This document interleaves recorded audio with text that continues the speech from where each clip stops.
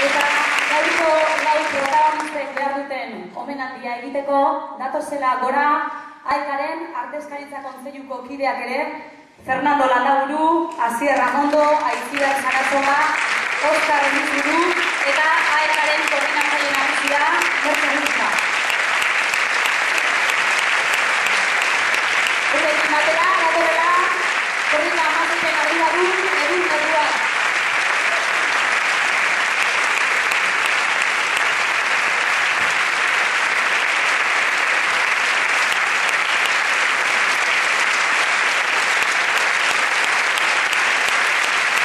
Korrika horrein ez da abiatuko, baina betoa eta lekukoa ezinbesteko direnez korrikan, horixe jasoko dute gaurko omenduek.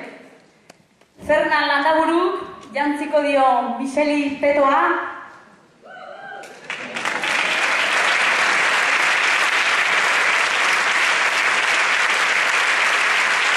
Mertxe Guztak Rabili jantziko dio dagokion petoa, Aitziber Sarasoga, Jesus Martí, eta Asier Ramondo, Zerintzari.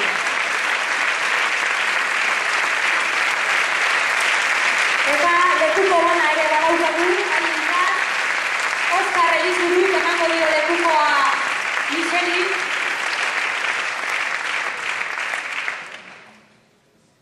Edurne Erduak Ramili.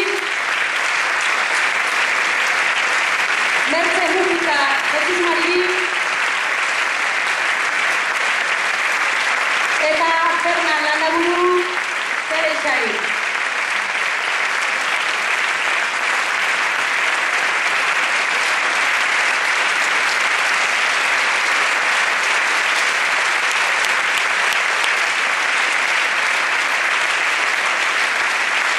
Hemen osoa eta guztiaria, baina okerrezpanago, uste dut Tereixak badaukala zeo zer esateko.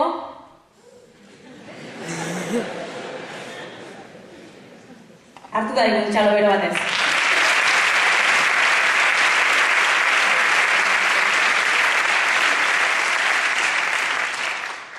Arratsalde on denoi, eskerrik asko guztiei gure hizkuntza defendatzeko eman zenidaten aukeragatik.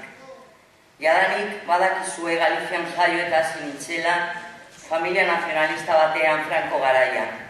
Eta unibertsitatera joan nintzenean nire eskubidea defendatzeko, hizkuntza defendatzea premiazkoa zela konturatu nintzen.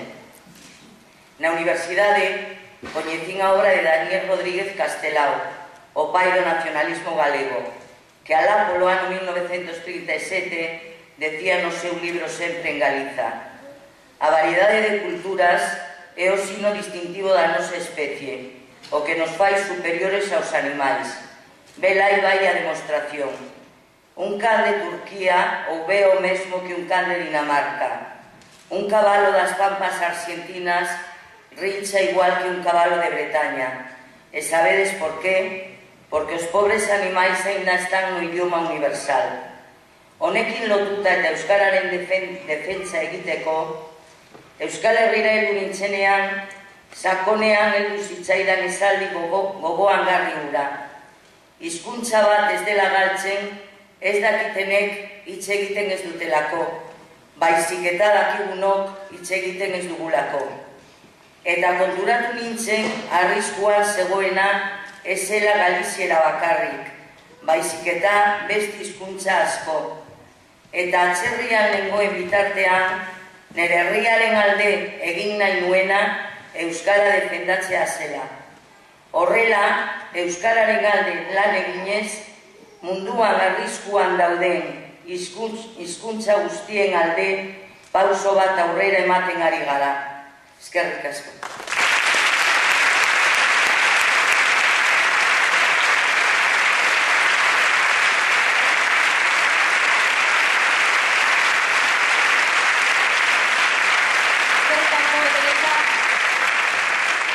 Lau protagonistak hemen ditugu, baina datozela bertora be, Jon Maia dokumentalaren zuzendari, eta Orio produkzioak ekoizteko lagunak, Mai Ibarria, Elisa Pirain eta Juanjo Carron.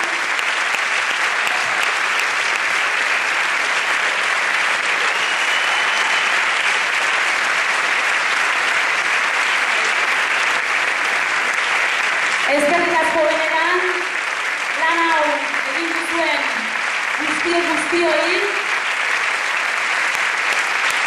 zu hori ere, eskerrik asko bertora etortzeagatik.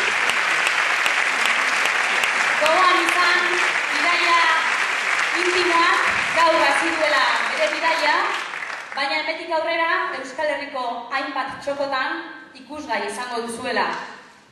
Bidaia intimoak gaur hasi du bidaia eta korrika 16, lasterketak berak, martxoaren 26an Tuteran hasiko du berea. Apirilaren 5ean Gasteizen amaituko da. Bitartean, bidaia luzea egingo dugu eta ziur bidailagun ugari izango ditugula, zuok tartean. Besterik ez, eskerrik asko eta zaretela denok ongi etorriak euskeraz bizi nahi dugunon herrira. Agur eta ongi etorri!